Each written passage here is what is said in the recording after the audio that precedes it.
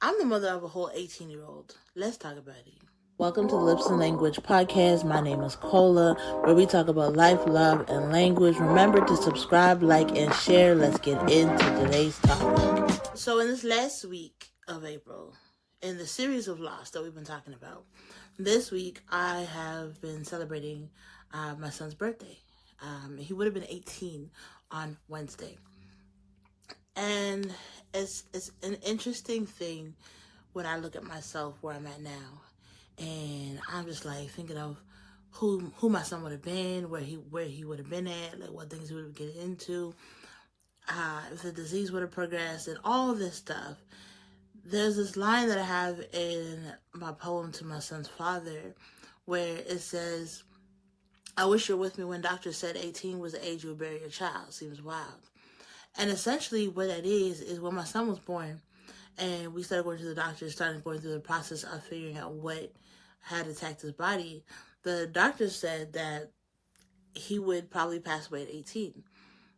And that was really interesting because we just celebrated his 18th birthday. And so, according to them, this is the year that I would be experiencing heartbreak. But according to God's plan, or just how things worked out, my son passed at 8. And so now this year will be 10 years since he passed. And it's really just been an interesting process going through grief, going through loss, going through everything.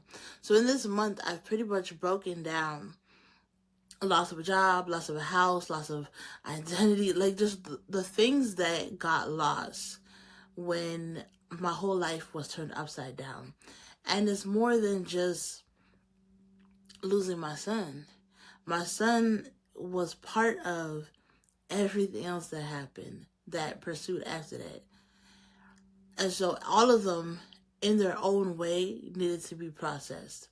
Like, I experienced most of those all at once, but I didn't even just staggered. Like, the job loss happened in, 2015? So there's things that happened throughout the journey, but I was still hit with loss at different times. Still things that I had to process through. Now being, hey, I'm 35, and I'm just like, so this is when I was 16, I could only imagine what it would have felt like to be 32 and then my son's 16, like to be like the same age because we grew up like this, right? Because I had him young. But now that I'm 35 and I'm like, man, my son he would have been graduating. He would have been grown. Like, it is a whole other thing to process because he's not graduating. He's not going to college. All those dreams, unfortunately, died with him. And just going through that, going through what he would have been like, all I have is the memories of who he was. And so I could only honor him and who he was and the legacy that he left behind versus who I necessarily think he would be, right? Like, I know he wanted to be a race car driver, and so I always do things with cars because, like, that's something that he loved at the time, right? And we're trying to think of, like, what food would he like? Has his taste evolved? What kind of shows would he be into? All these kind of things. Girls, like school, what he would go to school for, if he would go to school, because there's no pressure to have to go to school. Unlike the generation before us who are like, well, you have to go to school, get a good job, and all the rest of it. The mindset that I have is whatever my kids want to be, whatever God has called them to be. When they're walking with God and God lays in their hearts to do something, it doesn't have to be school-led only. You know what I'm saying? Like, school is a great place to learn the foundations, but there's a lot as parents that we can teach our children. And so I'm not under the belief that if you don't go to university, you ain't nobody, because that is just such a sucky way to think. And I think of myself as an artist, and the school that I went to, I went to school for classical piano, and so it didn't really lend to being a poet and the rest of it. But loss, in general, going through the motions, I typically have people who check for me on that day. Like, are you sad? Are you this? Are you that? And here's the thing. Because I know that this date's coming up, it comes up every single year, been coming up every single year, I feel like in a way I'm able to safeguard, in a way I'm able to process it days before it happens. So on the actual day, it's just joy. On the actual day, it's just happiness. On the actual day, it's just celebrating the life that he lived, being like honoring that he came into this world on a specific day. Just like we celebrate our birthday. Now, yes, we're still living, but I don't think it's necessarily a bad thing to honor the life that someone had. Did you know that ignoring your self-awareness will keep you stuck and emotionally imprisoned? Man, we go through life with this hustle mentality, going, never taking a moment to stop, to breathe, until life kind of just spirals out of control. But it is time to take control. It is time to experience the freedom of your most authentic self. And I have a gift for you. I have witnessed the tears, the happiness, the joy, the transformation when I have done this workshop in jail, in colleges, in high schools, and I want to offer this to you. So, click the link below, get access to the free mini course. There's 4 videos. You are going to enjoy it, and let's get to the other side of healing because you deserve to show up authentically as you. Now, as long as it doesn't get into idolatry, as long as you're not idolizing, as long as you're not stopping your whole life for this one person, I think that it's healthy to honor who the person was, to honor the day they lived. Because it depends on what you do that day, right? For my son's birthday, what we did is his godfather came over with me and my sister. We ate food, because I love cooking. We ate food, and we just talked. That's community right there. That's a way to catch up. That's a way to be in a good space, laugh, do all these things that we may not always get a chance to do it, but we do take time out of the year. At least twice a year, we take time to sit, reflect, talk about life, we actually talked about forgiveness in this last celebration.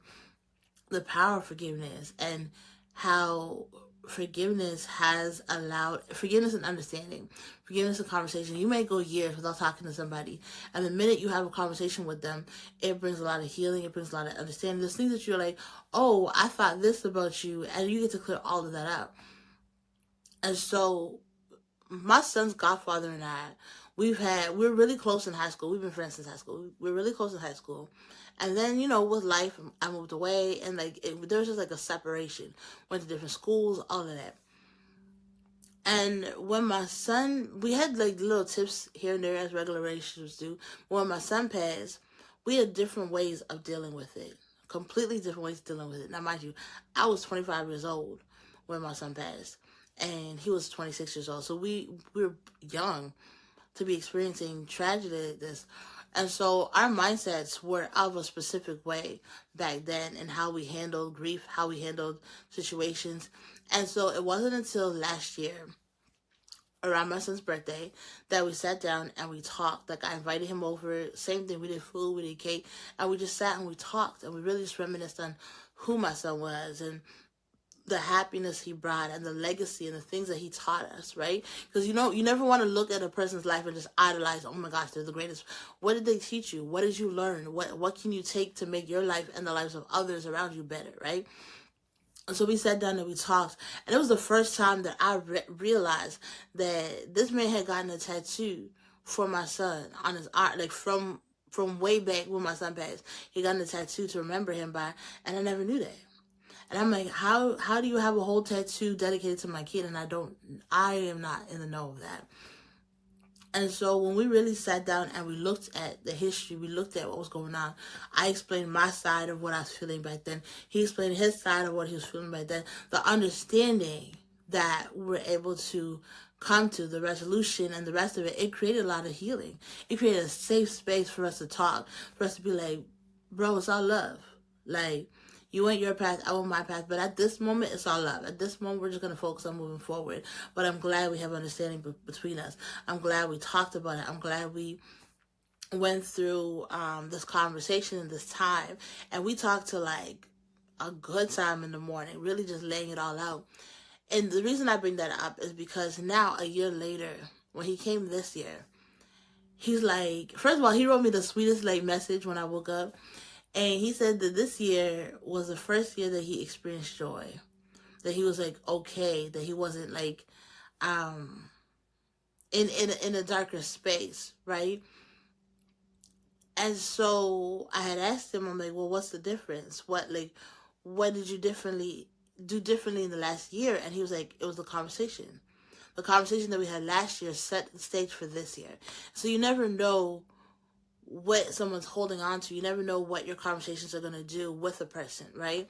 And in the same way, I told him that our conversation and the stuff that he told me about his perspective and how he healed was part of the reason that I was able to have communication and conversation with his dad, with my son's father, differently, right? Like some of the things that my son's godfather has said was like, he never had any pictures, he never had any items of my son, and that meant a lot to him. When I was like, because I was moving, prepping for Los Angeles, and I was like, oh, I got this extra stuff, I'm not bringing it with me, do you want it? And he was happy to take it. He was more than happy to take it because he didn't have anything. And I applied that same logic to my son's father, where I'm like, you don't, because you weren't in his life like that, you don't have the tools, you don't have the memories, you don't have the artwork, you don't have the things that he loved. I got everything. I'm holding on to everything. And so I can share what I have with you. Because if it's gonna help you in your healing, if it's gonna help you in your journey, then yeah, 100%. Please take part in what I got, because we created them together. Regardless of the situation, regardless of what happened, we created this life together. And I'm never ever gonna disrespect him as anything other than being my son's father. Like, I might have had my little tips and my little quarrels in the past, but as I've grown, I'm like, no matter what I want to say, he's somebody I lay down with, and he's somebody who was chosen to be his dad. And I gotta respect that. And I gotta honor him for who he was and who he is to him, which is his dad. And so this year, when we're talking about forgiveness, I gotta talk about the journey with my son's father and the conversations and how that's been going and how that's been healing for me. Like, it's been healing for him, but it's been healing for me. Sometimes when we do things, we think, oh, what am I going to get out of it? You never know. You never know what level of healing you get out of doing something, just being kind, doing unto others as you want done unto them. And so as I'm sitting here concerned about how this man is healing, and we're having conversations, and one of the things that I really want to know is, did my son even matter to you? Like, did you care anything about him? And that was a really hard conversation for me to have. And he was honest. He was like, yeah, he did matter. And so sometimes what I realized through that situation is, I need to get beyond myself. I saw it in one way. I saw it as, well, because you weren't here, you couldn't have cared. And that's not true. Just because somebody's not in your life, it doesn't mean that they don't care. But it could mean that they don't know how to be in your life. It could mean that they don't know, they got too much going on to show up in the way that you need them to. And they're also just focused on what they got to do, what's in front of them. And so it showed me that not everything is as it seems. Like, we have only one understanding of something, but that doesn't mean that's the truth.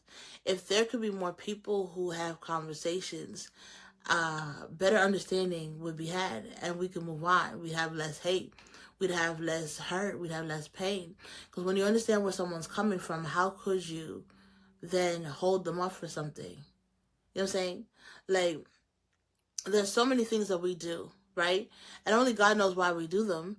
Even we ourselves don't understand why we do some of the things that we do, but yet and still God still loves us. Yet and still God still shows up for us. He's still like, you're still my kid. I understand that you did that out of hurt, and so I'm not going to hold it against you. That same compassion is what we need to extend to other people. When people do things that hurt us, it's not always just because they're wicked and evil. Now, sometimes it is, but not every time it's that. Sometimes people are really, they don't have the proper understanding. They don't have the proper tools. They don't have the proper resources. They weren't taught this to really know how to express themselves, to be vulnerable, to navigate situations. Who are the people around them? What is their atmosphere like? There's so many questions that we need to ask when it comes to people and how they were raised and perspectives before we just go and judge them. There is righteous judgment where you're judging according to the things in the Bible. And then there's just judging because you just don't have a good understanding of the person in front of you. And that's what I had to learn. And so I love although it's a loss, my son not being here, I look at all the beautiful moments I've had since then. I look at all the conversations, the people, the growth, the things that have happened since then. And I'm like, man, A, this could only be God, but B, look how much it strengthens us as people. Look how much it strengthens us as individuals, as a mother, as a daughter, as a future wife. Like, look at the things that I'm able to take, and I'm like, you know what? This is something I want to take forward with me. Like my son, my sister says this, that if my son were here, my son would have forgiven his dad with no issues. And so when she thinks of that, she's like, there's no way that she can continue to be mad when my son's attitude was like, it's okay. Sorry.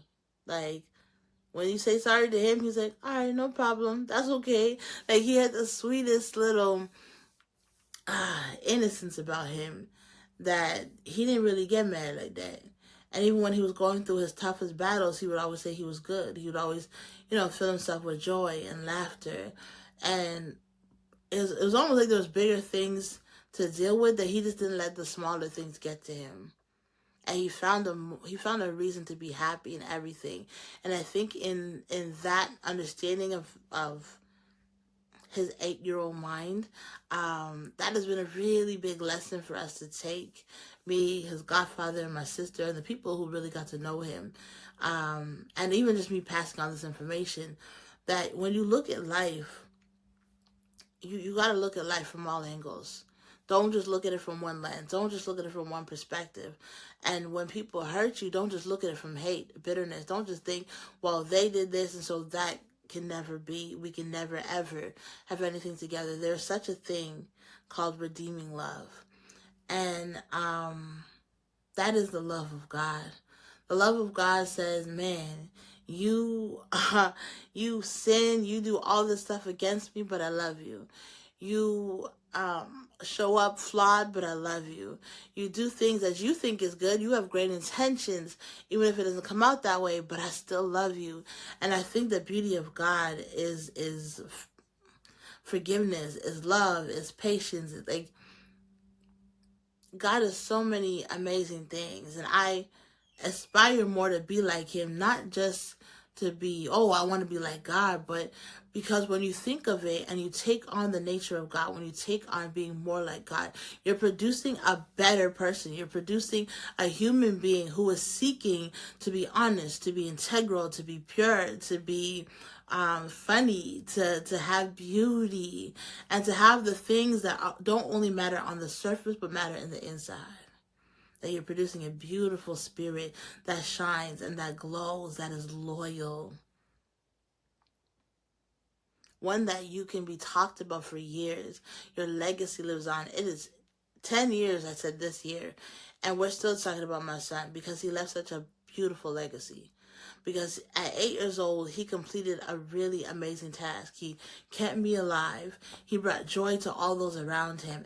And we are still talking about the lessons that he taught us. How powerful it is to love in the face of adversity. How powerful it is to not give up and to keep smiling. Not to diminish the pain, but to acknowledge it. Yeah, it may hurt, but I can still find joy.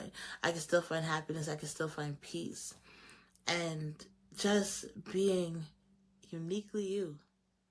Like, I loved how my son would just break out in dance, or he would just play with his hands, or just do like the wildest things. But like, this all created, like, his mind was so busy. He was a creative. He was gentle. He was kind. Like, there's so many amazing qualities that I saw in him that I'm like, man, I need to be more like Christ. He reminds me of that. He reminds me of the goodness of God.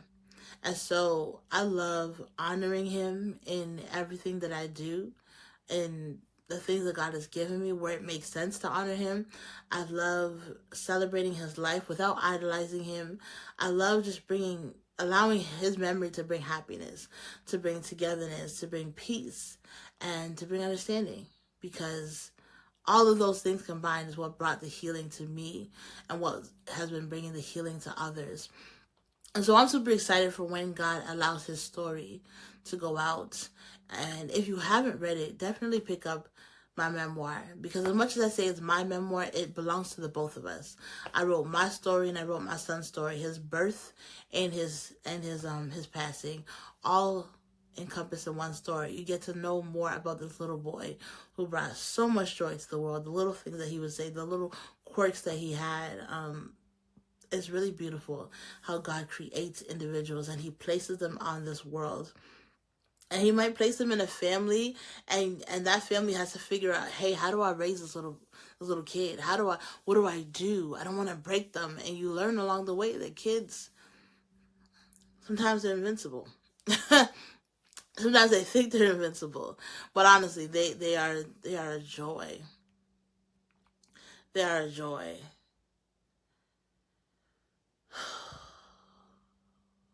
This loss was challenging, but I see the purpose behind it. I see the beauty and the healing, and I see the destiny, the story that God has written and continues to write through me. So for anyone who's lost somebody, don't stay in grief. If that's where you are, don't stay in grief. Grief is a spirit. It's not one meant to hang out and to prolong anything. Find the joy in the little things. Find the people who will stay, because many people left. Find the people who will stay. Bring understanding to situations. Sit, pray, meditate on what God is saying, and keep pushing forward. Don't get stuck in the life that they could have had, the life that they didn't have, but honor the life that they lived. Honor them through their favorite things. I cook some of my son's favorite food, watch his favorite movies. I do the things that I know brought him peace and brought him laughter, and then I bring that world into my life. So this completes loss for this month, and ending it with my son's memory is like the greatest blessing and joy for me. If you didn't get to listen to the poem that I wrote this week, well, I wrote it years ago, but I published it this week, called He Changed Me. It's about identity and just like the journey with my son. Then please take a listen to it. It's a dope poem. I'll make sure I insert it here for you to go click on, and make sure you check out the outro, because you're gonna want to hear it. Don't click off before you hear it. Subscribe and like, and I thank you for being here. I pray blessings over you and just unconditional love. So I love you, Jesus loves you, and we'll talk again soon. What would it look like if we were a people that were healed? What would it look like if we were people that believed in doing the work necessary to remove trauma, to get through grief, and to come out on the other side? Man, we think that therapy is the only way. Therapy is a great way, but there's also a creative way that can help us get through this process. My name is Kola. I am an amazing artist, and I have a program called Restore and Embrace Myself. It is all about the healing and the getting through and the getting over. And if nobody told you, you are special and you are so deserving of so much more in this world. So get in contact with me, because I'd love to work with you.